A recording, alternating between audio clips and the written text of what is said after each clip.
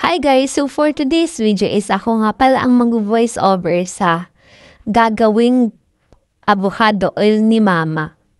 So, ang una is ikakat niya yung buto ng avocado ng pahaba. Yan.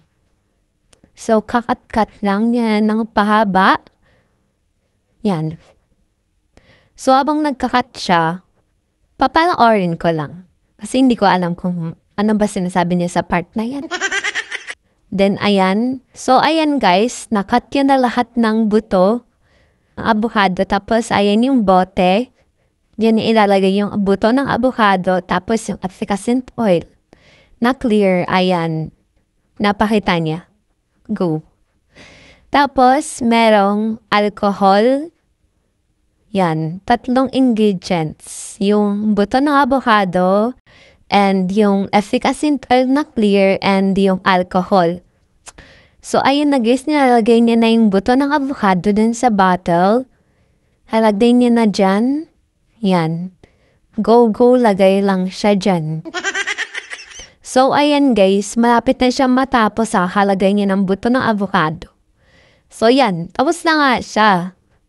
Tapos na siya ilagay yung lahat ng buto ng avocado sa bottle. Then next is yung ilalagay niya yung efficacent oil na clear. Yan, itataktak pa niya yan kahit wala na talagang laman. And then yan, tapos na yan ilagay, patalaga niya talaga. Tapos, ayan, papakita niya pa yung paano nilagay niya na yung yung efficacent. Then, ayan, ayan. Nahirapan pa siya kung paano ilalagay yung alcohol. Then, ayan, ilalagay niya na yung alcohol sa nilagay niyang efficacent oil tsaka buto ng avocado. So, yan.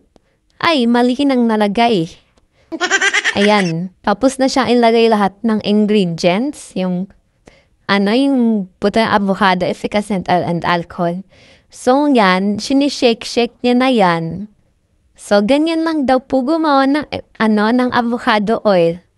Go. Thanks for watching, guys. I hope you enjoyed this video. So, mag-follow na daw kayo kay Mama. And like. Go, bye.